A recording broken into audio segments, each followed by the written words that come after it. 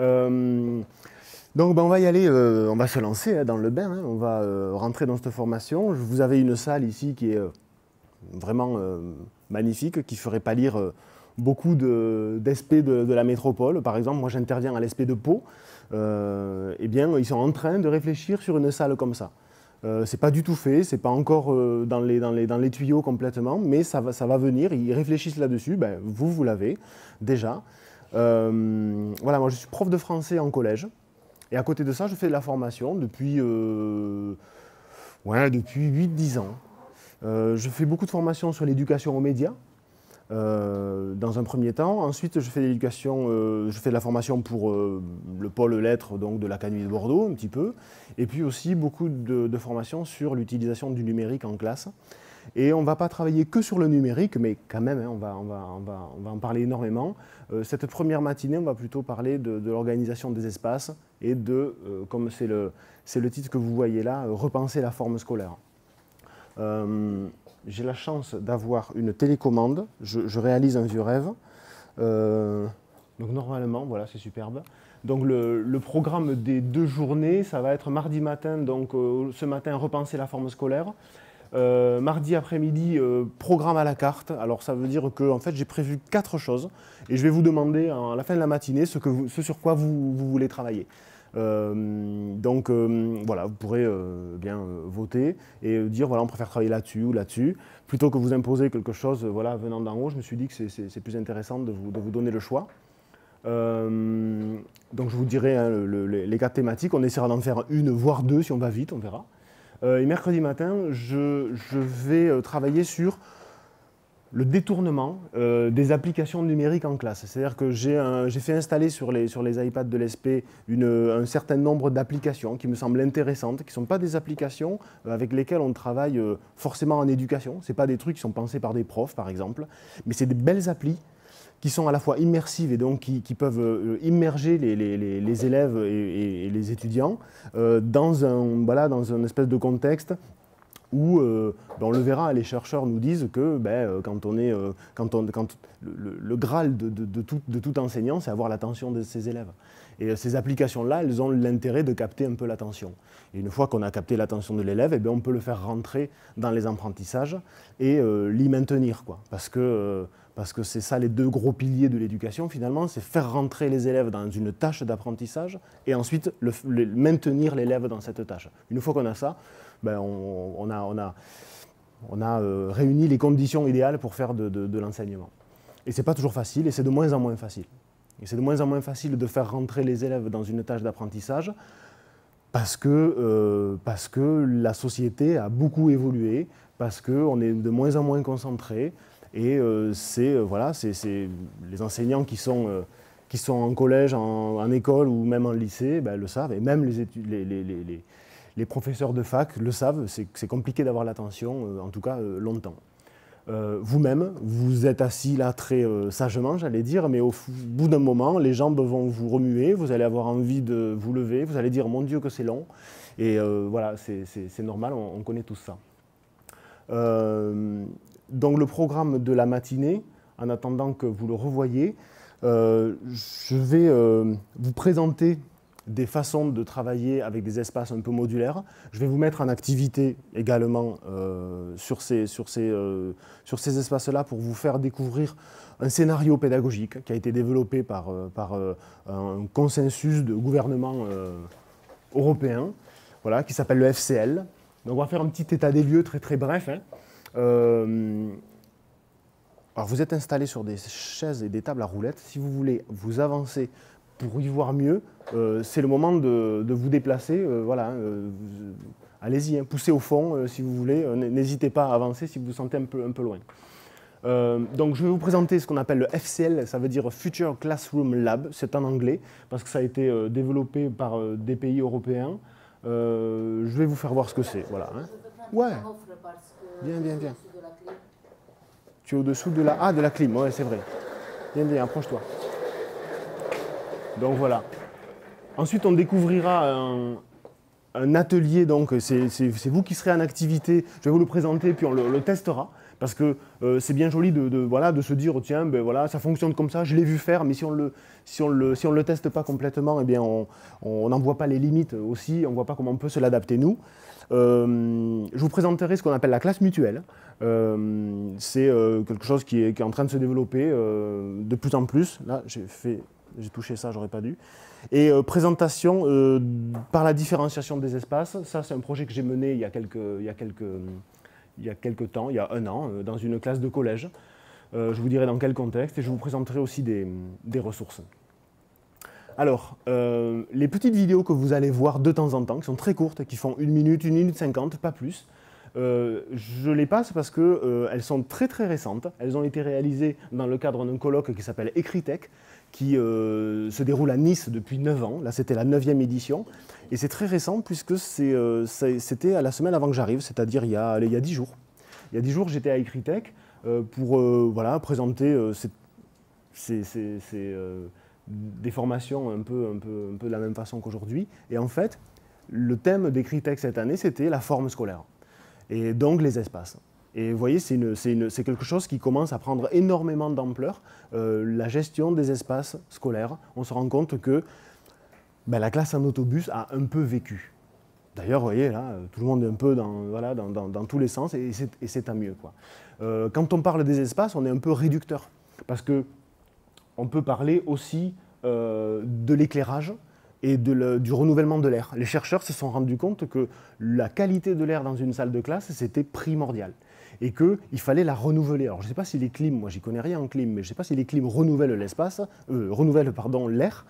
Mais en tout cas, on sait que une fois qu'il y a moins d'oxygène dans une classe, eh bien voilà. Alors ici, peut-être qu'on est plus aéré, les espaces sont plus aérés dans les collèges, je ne sais pas trop, mais quand il y a la clim, je ne sais pas ce que ça donne. Vous avez ici une possibilité dans cette salle de gérer l'éclairage aussi. Vous voyez, si on faisait la chirurgie, on ferait sans doute ça. Et puis là, on a l'impression d'être en fin de soirée. On peut se demander à quoi ça sert. Pareil, les chercheurs se disent, alors on va tempérer ça, on va le mettre un peu entre deux, vous voyez, tac, tac, on va réchauffer un petit peu ça. Et les chercheurs disent qu'à certaines heures de la journée, eh bien, il faut éclairer différemment. Alors on n'a pas ça dans les salles de classe, mais vous avez cette salle ici, vous pouvez faire passer ce message à vos étudiants, vous pouvez aussi l'expérimenter. Le matin, quand les élèves arrivent, eh bien, ils ne sont pas très réveillés en général, eh bien, il faut éclairer plutôt comme ça, et plutôt voilà, avec une lumière froide, vive, qui favorise le dynamisme et le réveil, quoi. Par contre, en fin de... T'as vu, de suite, ça t'a... Hein, non. Et alors, par contre, en fin de matinée... Ah ouais, d'accord. En fin de matinée, on commence à baisser un petit peu d'attention, on est plus énervé parce qu'on a faim généralement. Ben là, il est recommandé de baisser un petit peu l'atmosphère comme ça de l'éclairage parce que ça a tendance à calmer. Moi, j'ai la chance d'avoir un éclairage avec un variateur dans ma salle. Je joue là-dessus. Je sais quand les élèves sont très énervés, je fais ça. Alors, je n'ai pas mesuré avec une espèce d'excitomètre pour voir si ça marche ou ça ne marche pas. Mais en tout cas, j'essaie de gérer un petit peu ça pour essayer de jouer aussi avec l'éclairage. Je n'ai pas trouvé d'utilisation à ça. Hein. Je vous le dis. C'est assez désagréable, je trouve, mais bon, peut-être que dans certains coins, c'est très chaud comme ça. Donc voilà, vous avez ceci, je trouve ça assez rigolo. Donc je vais vous faire voir une très courte vidéo d'une inspectrice générale. C'est une dame voilà, tout à fait respectable à tous les abords, puisque c'était la directrice de l'éducation au numérique donc il y a quelques temps, avant Mathieu Gendron, qui est directeur de la DNE. Et c'est elle qui a fondé le colloque Ecritech. Elle résume un petit peu comment, à partir d'Ecritech, on était à fond sur les usages numériques et comment tranquillement on s'est déplacé vers l'espace scolaire. Parce que, je vous le redirai, les tablettes, les ordinateurs, le numérique, ce qu'on appelle le numérique, c'est bien joli, mais ça ne résout pas les problèmes de façon magique comme on avait pu le croire.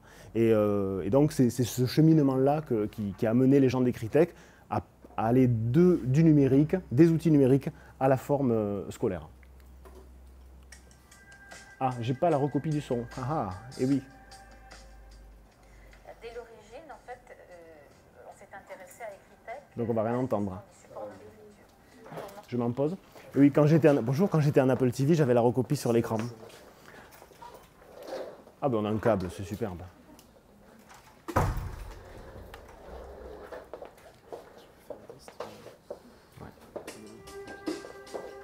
Hop. Bonjour à ceux qui viennent d'arriver, je vous ai croisé hier, je savais que vous deviez arriver un petit peu en retard. Il y en a encore une qui arrive, d'accord, très bien. Bon, on est en train de, voilà, de commencer tranquillement, vous inquiétez pas, vous n'avez pas raté grand-chose. Donc en guise d'introduction, je vous passe cette petite vidéo, donc vous allez voir Catherine Bizot.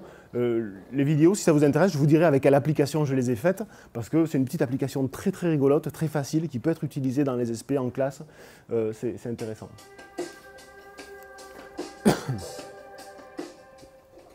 Dès l'origine, en fait, on s'est intéressé à Ecritech à la question des supports de l'écriture.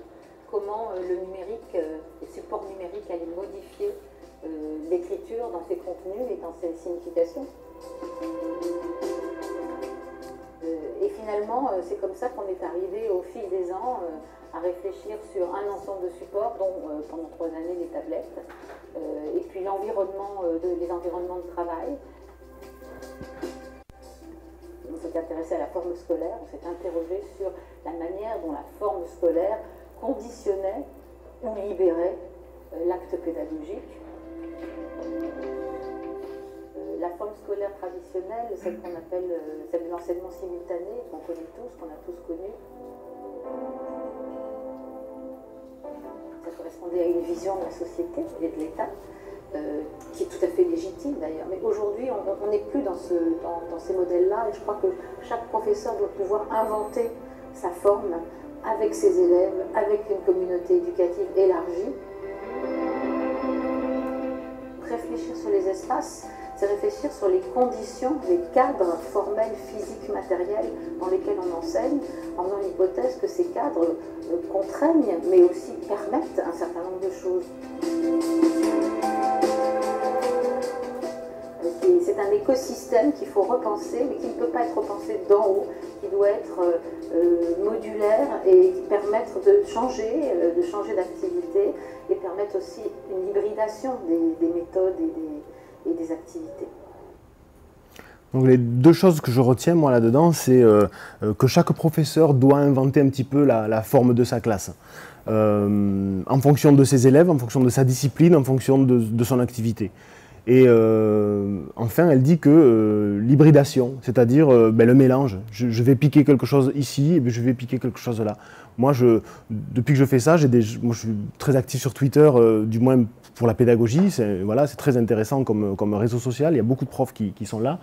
Et il y a beaucoup de profs qui m'écrivent, qui me disent « Ah, j'ai vu tel truc, j'ai vu telle vidéo, merci, j'ai fait un peu ça dans ma classe, mais j'ai utilisé que ça, j'ai piqué 2-3 trucs. » Bien sûr que c'est comme ça qu'il faut faire, quoi. On est là pour détourner ce qu'ont fait les autres, on ne fait que ça de toute façon, hein. Personne n'a rien inventé. Innover, ça ne veut rien dire, hein. Innover, ça veut dire mettre du nouveau dans quelque chose. Donc c'est forcément dans quelque chose d'ancien. Innover, on s'appuie sur quelque chose pour aller plus loin. Donc voilà, ce qui est intéressant à comprendre, c'est que l'arrivée progressive des outils numériques nous engage à repenser la forme scolaire, puisque les tablettes et les chaises à roulettes n'ont rien de magique, ce sont que des outils, et à nous d'apprendre à les utiliser au mieux. Alors, on va se mettre assez rapidement en activité, vous allez le voir, mais je vais vous présenter le scénario des experts. C'est comme ça qu'ils ont décidé de l'appeler au FCL, donc Future Classroom Lab. Et avant, je vais laisser Xavier Garnier, professeur de maths au LP2I. Alors le LP2I, c'est un lycée polyvalent, innovant, international, qui est à Poitiers, en France, et qui a été créé il y a 35 ans, je crois. Bien voilà, c'était de l'innovation il y a 35 ans. Alors qu'est-ce que c'est devenu? C'est toujours des profs qui sont en train de se poser des questions pour faire évoluer voilà, leur salle de classe. Ils ont un lycée qui est assez original, qui est un peu en rond comme ça. Ils ont, avec une certaine, voilà, avec un certain groupe de profs en Europe, il va l'expliquer, fabriquer des scénarios pédagogiques. On va en tester un tout à l'heure. Sur voilà, comment travailler sur des notions un peu différemment, comment favoriser les interactions entre élèves, puisque c'est ce que nous recommandent les chercheurs de plus en plus. Donc une deuxième vidéo brute, et vous allez voir Xavier Garnier, donc prof de maths au lycée, C'est le représentant du FCL en France. Il y a un site du FCL, je vous ferai passer aussi des documents papier tout à l'heure. Donc vous inquiétez pas, on ne va pas voir que des vidéos pendant la formation, mais bon, il y en a 3 ou 4 en tout. Il a un super accent anglais, vous allez voir en plus.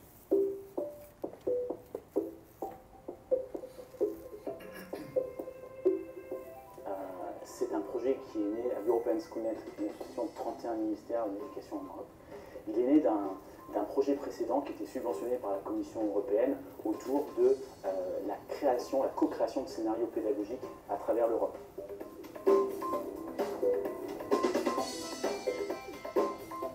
Comment des enseignants, des élèves, des parents pouvaient se retrouver pour penser à travailler et à collaborer autrement, pour faire classe autrement.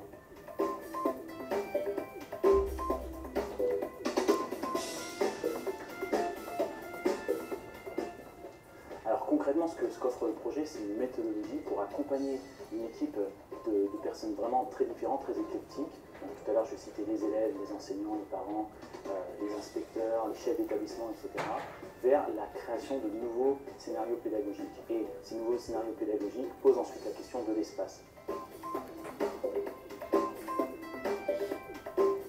Une fois qu'on a un nouvel espace de travail, qu'on a investi un couloir, qu'on a investi un autre espace pour apprendre, eh bien, on va avoir de nouvelles inspirations de scénarios. Se dire, tiens, mais finalement, j'ai ma salle de classe basique, mais dans cette belle salle interactive, etc., j'ai accepté que mes élèves se lèvent pour aller aider un autre élève, etc.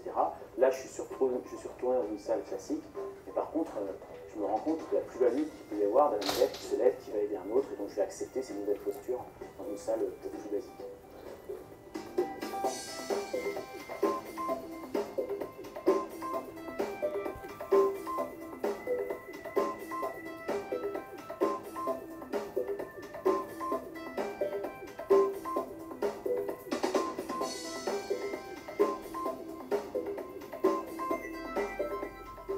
Dans ces lieux, la vraie sensation que l'on ressent au niveau de l'enseignant, c'est la sensation de lâcher prise. C'est-à-dire qu'il y a tellement d'interactions entre les élèves que finalement on se rend compte qu'on ne peut plus tout maîtriser. Et cette posture-là, finalement, elle est encore intéressante, même dans une salle de classe un peu plus standard, et pas forcément avec des chaises à roulettes.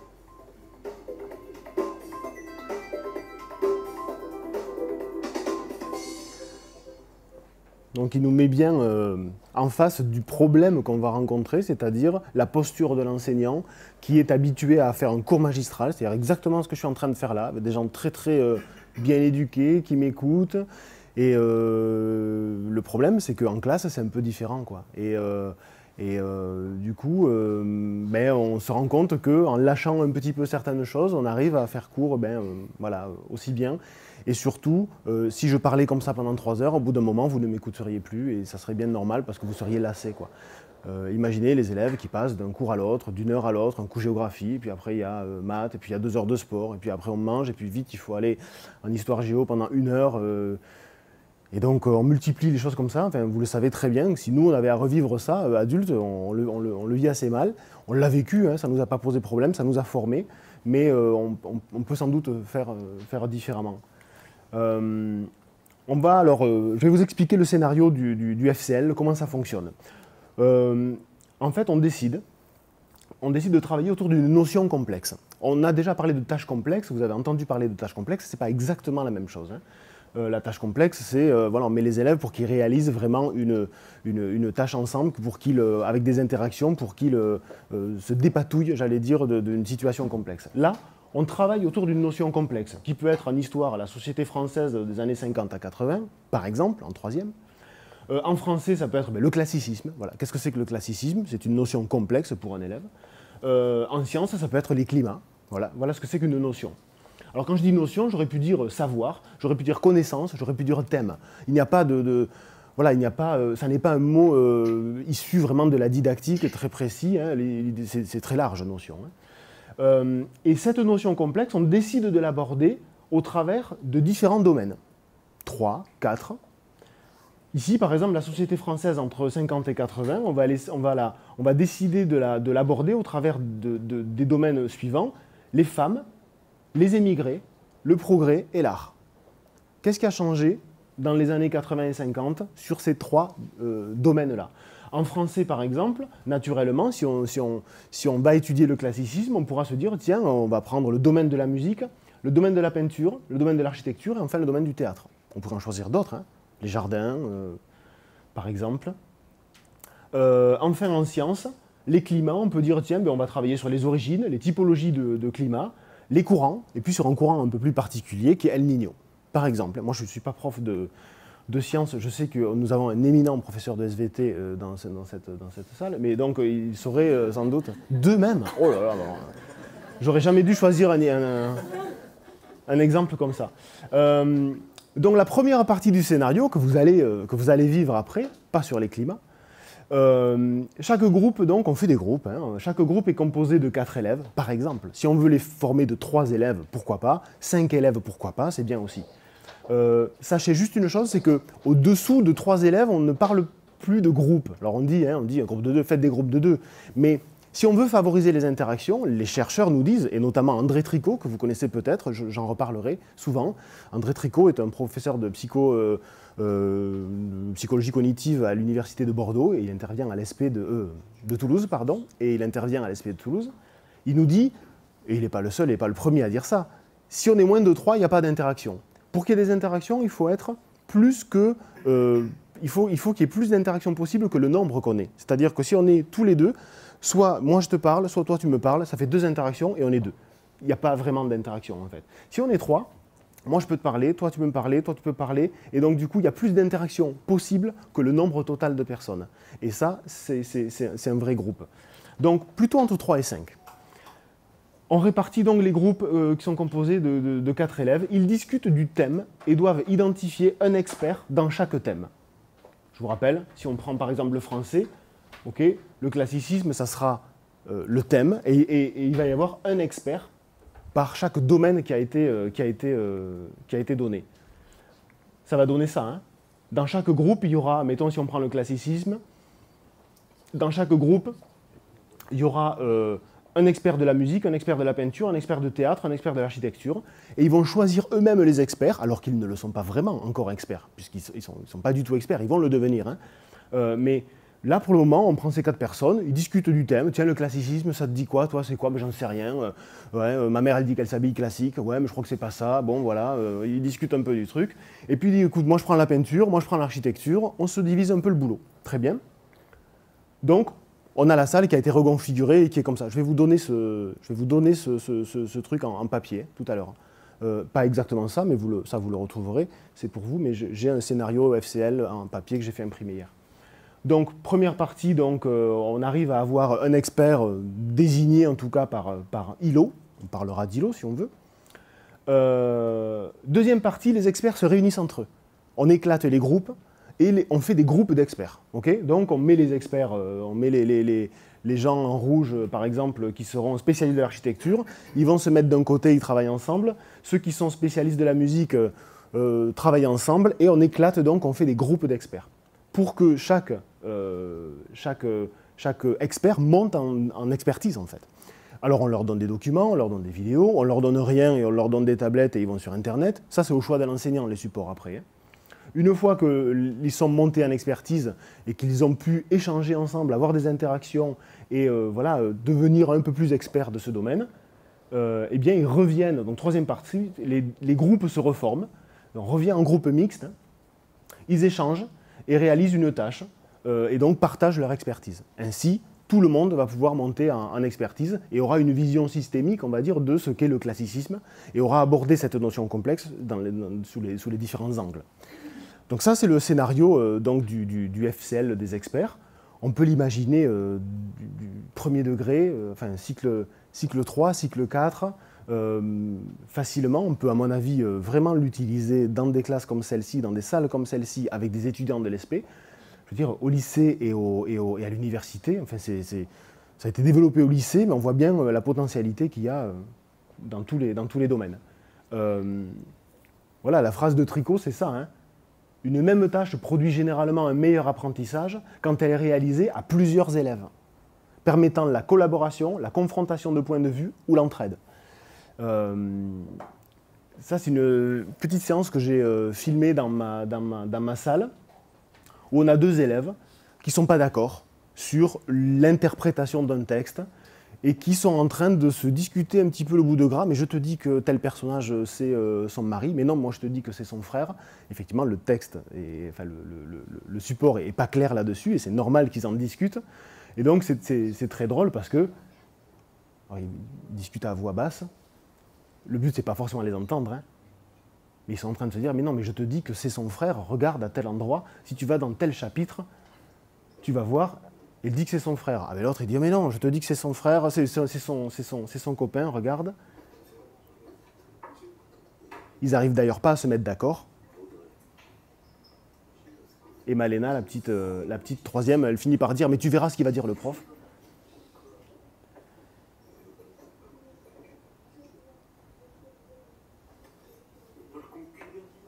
Donc là, c'est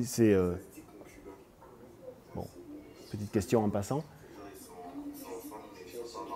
Les élèves ils sont par groupe de 4 ici, mais ils travaillent 2 par 2.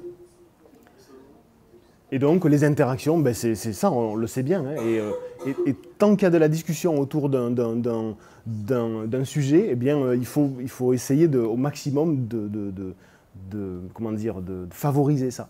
Parce que c'est là que c'est là que les élèves apprennent. Ils apprennent à se mettre d'accord, ils apprennent à discuter, ils apprennent à faire tout un tas de choses qui sont finalement des compétences. Et qui sont les compétences du XXIe siècle. Alors nous, on va tester le dispositif que je vous ai présenté là. On va le tester par groupe de 3. Alors je vais vérifier. 1, 2, 3, 4, 5, 6, il va y avoir 2 personnes toutes seules. Bon, on va se mettre par groupe de 3, je vais vous laisser faire. S'il y a 2 personnes seules, elles vont, le mieux c'est qu'elles rejoignent un autre groupe et qu'elles se mettent avec quelqu'un d'autre. Faites-le comme vous le sentez. Ce qu'on va faire, c'est que je vais vous demander de prendre les iPads. Alors vous allez prendre, pour le moment, un iPad par groupe de 3. On va aller dans la salle qui est à côté. Moi, je vous laisse complètement libre. Je vais juste par AirDrop. Est-ce que vous connaissez ça? Okay. Par AirDrop, vous allez activer AirDrop sur les iPads. Je vais vous envoyer la consigne par AirDrop. Donc vous allez avoir la consigne par AirDrop et vous allez découvrir le thème sur lequel vous allez travailler, les 3 domaines d'expertise. On va timer tout ça de 10 minutes en 10 minutes. Et je vais vraiment vous laisser faire pour que vous... vous viviez ce scénario un petit peu. Il y en a pour un peu moins d'1 heure. Hein. Vous allez avoir des recherches à faire, un petit peu, parce que c'est un domaine, vous allez voir, moi je n'y connais pas grand-chose dans ce domaine. Hein. J'espère que je vais beaucoup apprendre à la fin quand vous allez nous en parler. Vous avez peur là, je sens. J'en vois certains qui sont inquiets. Il ne faut pas. Il n'y a aucun risque. Donc, je vais vous laisser vous mettre par groupe de 3. Prendre un iPad par groupe de 3, essayer de mélanger des gens qui maîtrisent le numérique et qui ne le maîtrisent pas pour que, encore une fois, chacun monte en expertise. Pourquoi? Il y en a qui ne le maîtrisent pas? Bien.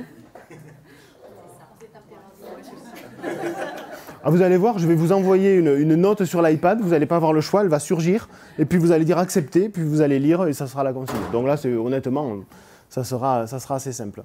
Par contre, on va se mettre dans la petite salle qui est à côté. Parce que la petite salle qui est à côté, elle va vous permettre justement de faire des groupes, de disloquer ces groupes, de les reformer. Elle est plus facile pour ça, ouais.